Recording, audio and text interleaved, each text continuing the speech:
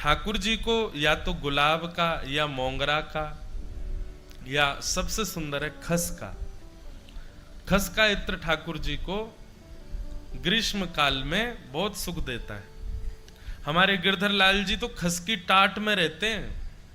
गर्मियों का जब समय आएगा तो एक कुटिया बनानी पड़ती है खस की, उसको गीला कर दो कुटिया को, और महाराज ठाकुर जी को बिठा दो, पंखा बंद कर दो, कूलर बंद कर दो, इतनी ठंड रहती है उसके भीतर, उसमें लाल जी विराजते हैं सुख से। तो खस का इत्र ठाकुर जी को बहुत प्रिय है। खस का हो गया, मोंगरा का, जिनकी तासील ठंडी है ऐसे इत्र ठाकुर जी को लगाने। जैसे कि हिना का इत्र नहीं लगाना, गर्म होता है। कस्तूरी का इत्र नहीं लगाना, वो भी गर्म होता है। केसर भी गर्म तो होता है पर कई जगह लगाते हैं, पर केसर भी गर्म है। तो जो शीत प्रदान करें ठाकुर जी को, चंदन हो गया, मोंगरा हो गया, खस का इत्र हो गया, ये ठाकुर जी को अर्पित करने चाहिए। और एक और बात सुनो, ग्रीष्म ऋतु में ठाकुर जी को वस्त्र हल्के पहनाओ, ज्यादा भारी भरकम कपड़े नहीं। जैसे घर के बच्चे शॉर्ट्स पहन के घूमते हैं, ऐसे ही शॉर्ट्स तो मत पहनाना, पर हाँ थोड़े हल्के वस्त्र। ज्यादा जड़ाऊ, ज्यादा कढ़ाई वाले, ज्यादा भारी वस्त्र वो ठाकुर जी को ग्रीष्म में नहीं पहनाने चाहिए। अपनी जैसे हम लोग रहते हैं गर्मियों में सूती पहनते हैं, सरल पहनते हैं सहज, वैसे ठाकुर जी की सेवा में भी भाव रखो। गरम वस्तु जो भी हो वो ठाकुर जी से दूर हो। एक तो वो 9 तपा आते हैं ना, जो भयंकर गर्मी के दिन होते हैं, जून में आते हैं, कभी जुलाई में आते हैं, जून में ही आते हैं, 9 तपा बोलते हैं।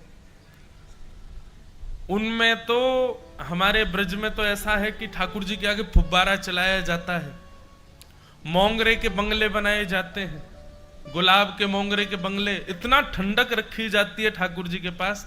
क्यों? क्योंकि हमारी आपके भाव से ठाकुर जी हमारे घर में विराज रहे हैं, लेकिन ठाकुर जी के भाव से ठाकुर जी वन में हैं, ठाकुर जी गैया चरा रहे हैं, वहां धूप पड़ रही है, इसलिए हर प्रकार से ठाकुर जी की योग्यता का भाव रखें। और 9 तपाओं में ऐसा भी होता है कि सूती वस्त्रों को चंदन के जल में भिगो दो, और भिगोने के बाद वो जब ठंडा हो जाए, सूख जाए, तब ठाकुर जी को धारण कराओ। कई बार तो गीले वस्त्र ही पहना दो ठाकुर जी, इतनी गर्मी पड़ रही है महाराज, गीले वस्त्र में ही ठाकुर जी घूम रहे हैं। कभी फुब्बारे लगा दो ठाकुर जी को। गर्मियों का सुख, गर्मियों में सबसे ज्यादा सुख मिलता है सेवा में। क्यों? ठाकुर जी के मालाएं कम हो जाती हैं, वस्त्र कम हो जाते हैं, तो अंग का दर्शन होता है, छाती दिखेगी, गर्भ दिखेगा, भुजा दिखेंगी।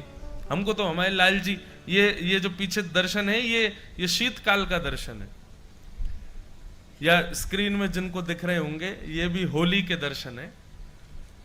अक्षय तृतीया से ठाकुर जी के वस्त्र हल्के हो जाएंगे, और फिर ठाकुर जी बढ़िया कम कम वस्त्र पहनेंगे। तो इत्र जो है ये इस प्रकार, जिनकी तासील ठंडी होती है, ऐसे इत्र धारण कराओ। दूसरा प्रश्न है, अष्टछाप के कवि और अन्य भक्तों के बारे में सुना है कि गृहस्थी में रहकर वह उनके भाव कितने पुष्ट थे। महाराज जी हमारे भाव कैसे पुष्ट होंगे? देखो, गृहस्थी में रहकर के ये विषय क्यों जोड़ा? क्या गृहस्थी को आप उचित नहीं मानते? गृहस्थी को उचित नहीं मानते तभी तो ये लिखा है, ऐसा नहीं है। ठाकुर जी सबसे ज्यादा प्रसन्न होते हैं गृहस्थों से, क्योंकि गृहस्थों को अपने जीवन का निर्वहन भी करना है और उससे समय निकाल के ठाकुर जी को भी भजना है। तो गृहस्थी में रहते हुए भगवत सेवा, इसमें अब 2 प्रकार हो गए हैं कि आजकल क्या होता है कि सब नहीं है भक्त, आप अकेले भक्त हो तो क्या करें। तो अंतर्निष्ठ भक्ति का एक प्रावधान है। अंतर्निष्ठ भक्ति कहते हैं कि ज्यादा प्रकट मत करो सबके आगे, अपने मनोभाव से सेवा करते रहो। या तो बन जाओ मीराबाई की तरह, फिर ताने सुनने की भी सामर्थ्य रखना, सबसे लड़ने की भी सामर्थ्य रखना, सबके बुरे बनने की भी सामर्थ्य रखना, और ये नहीं है सामर्थ्य ज्यादा ताने वाने सुनने की, तो अंतर्निष्ठ हो जाओ। अंतर्निष्ठ का मतलब होता है जिस प्रकार किसी से हम प्रेम करते हैं लेकिन हम उसको कभी बताते नहीं, एक तरफा प्रेम, कभी उसको प्रकट नहीं करते, कभी उसको जाहिर होने नहीं देते, कभी उसको पता लगने नहीं देते, ठीक वैसा प्रेम आपका ठाकुर जी के प्रति, उसको किसी को पता मत चलने दो, अंदर ही अंदर उस भाव को निर्मित करते रहो। श्री भक्तमाल जी में नाभा गोस्वामी जी ने अंतर्निष्ठ भक्ति का प्रावधान बताया। आज के परिप्रेक्ष्य में, इस कलयुग में अंतर्निष्ठ भक्ति होनी चाहिए। अंतर्निष्ठ भक्ति का मतलब क्या? आप तिलक लगा रहे हो, सब हंसी उड़ा रहे हैं। तिलक लगा के कॉलेज जा रहे हो, ऑफिस जा रहे हो, स्कूल जा रहे हो, बच्चे मजाक उड़ा रहे हैं। या तो ऐसे हो जाओ कि उनके मजाक से आपको कोई फर्क ना पड़े, आप अपने रूप में रहो, स्वरूप में रहो। हम हवाई जहाज में भी ऐसे ही घूमते हैं, हम रेल में भी ऐसे ही जाते हैं, हम तिलक हमेशा ही लगाते हैं। बिना तिलक के अगर हम अपने आप को भी शीशे में देख लेते हैं तो अजीब सा लगता है। अब तो ऐसा रूप हो गया है। तो या तो ऐसा बना लो स्वयं को कि किसी से आपको कोई फर्क ना पड़े। कितनी बड़ी आडंबर की बात है, कितनी बड़ी विडंबना की बात है। फटी जींस पहनने वाले को कभी ये नहीं लगता कि लोग मेरे बारे में क्या सोचेंगे। मुर्गा की टांग पकड़ के खाने वाले को कभी ये नहीं लगता कि कोई मुझे देख रहा होगा तो उसको अजीब लग रहा होगा। लेकिन तिलक लगाने वाले को कितनी जल्दी शर्म आ जाती है। धोती पहनने वाले को कितनी जल्दी लज्जा हो जाती है। चोटी रखने वाले बालकों को चोटी रखवा देते हैं, जाके दुकान पर खुद ही कटवा जाते हैं, फिर कह देते हैं उनको ध्यान नहीं रहा, नाई ने काट दी। इतनी लज्जा। मैं कथाओं में कहा करता हूं, ब्याह के बाद पत्नी अपने पति के लिए बदल जाती है, कई बार पत्नी के लिए पति बदल जाता है, अपने बच्चों के लिए सेक्रीफाइस माता पिता करते हैं, बदल जाते हैं, अपना जीवन बदल देते हैं अपने बालकों के लिए। क्या एक भक्त होकर के हम भगवान के लिए नहीं बदल सकते? इतना परिवर्तन नहीं कर सकते? और अगर इतना परिवर्तन भी नहीं हो पा रहा है तो मत चलो ना, इस पथ की जरूरत नहीं है, आप रहो संसार में, कोई आपको खींच के तो ला नहीं रहा है। कई लोग बोलते महाराज जी भक्ति तो बहुत है, ठाकुर जी की सेवा तो हम बहुत करते हैं, हमसे वो नहीं छूट रहा प्याज लहसुन। अरे कई बार हमने सुना है, अनुभव तो नहीं है, आप लोगों को होगा, ब्याह के बाद पत्नी को कोई चीज अगर पसंद नहीं तो पति छोड़ देता है, उसको अच्छा नहीं लगता तो मैं नहीं करूंगा। पति को कोई चीज प्रिय नहीं तो पत्नी छोड़ देती है। बच्चों का जन्म होता है, कई बार बच्चों को दिक्कत होती है तो माता पिता बेचारे सेक्रीफाइस करते हैं, रात में एसी नहीं चलाएंगे, ऐसी जगह नहीं जाएंगे, हमारे बच्चों को दिक्कत हो जाएगी। आप सबके लिए सेक्रीफाइस करते हो, ठाकुर जी के लिए सेक्रीफाइस करना ही भक्ति कहलाता है। और नहीं कर सकते तो मत आइए इस पथ पर।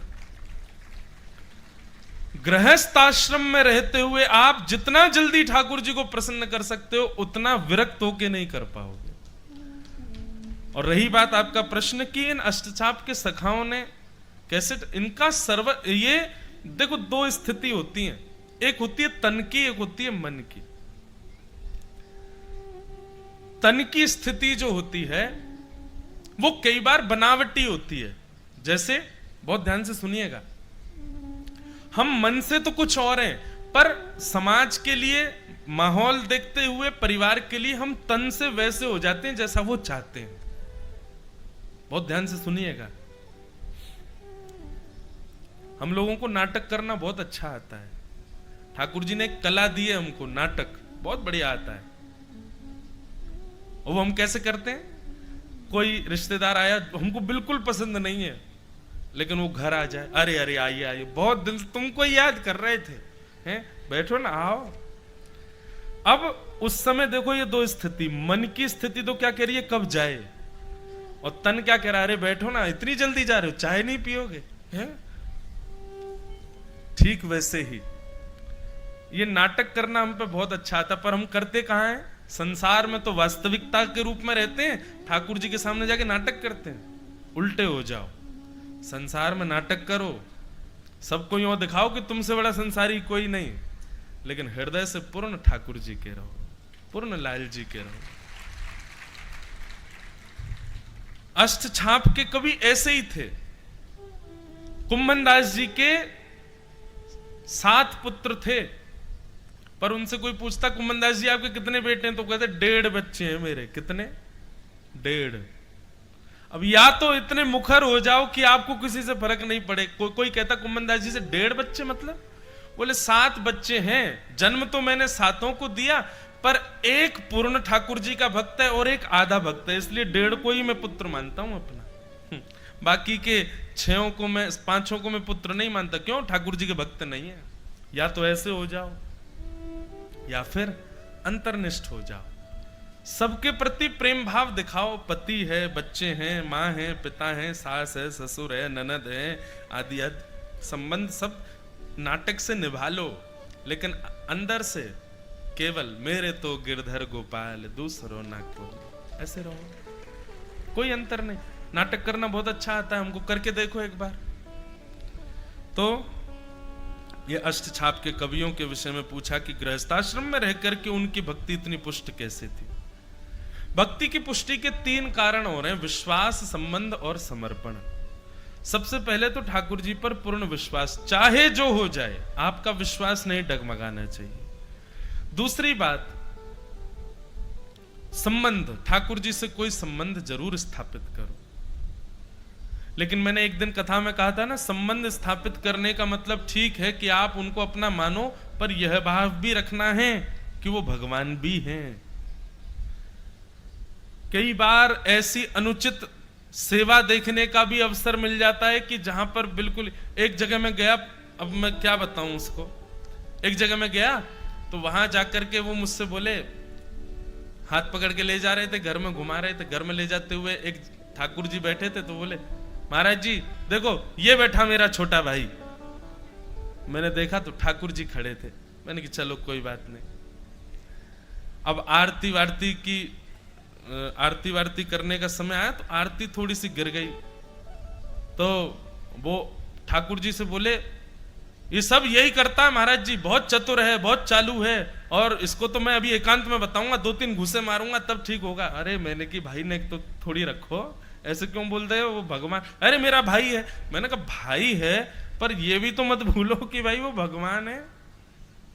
तो कई बार संबंध इतना ज्यादा भी मत चढ़ा लो सिर पे कि ठाकुर जी को बिल्कुल ही ऐसा समझ लो कि। और रही बात, अगर आपके ऐसे भाव हैं भी, एकांत में रखो, सबके सामने नहीं।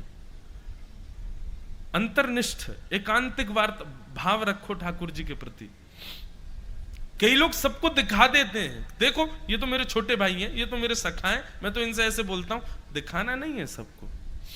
और मैंने उस दिन एक उदाहरण भी दिया था कि बेटा अगर आईएएस ऑफिसर बन जाए तो माँ का अधिकार है, वो उसको डांट सकती, फटकार सकती है, लेकिन सबके सामने नहीं डांटती है।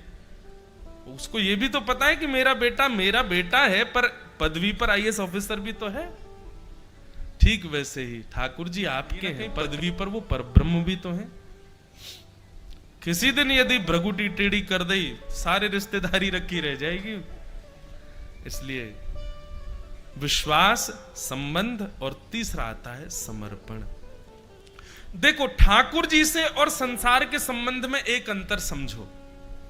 संसार से जब आप संबंध बनाते हो तो आप अपना अधिकार जमाते हो, लेकिन ठाकुर जी से जब संबंध आप बनाते हो तो आप ठाकुर जी को चाहते हो कि ये मुझ पर अधिकार जमाए, ना कि आप उन पर चढ़ो।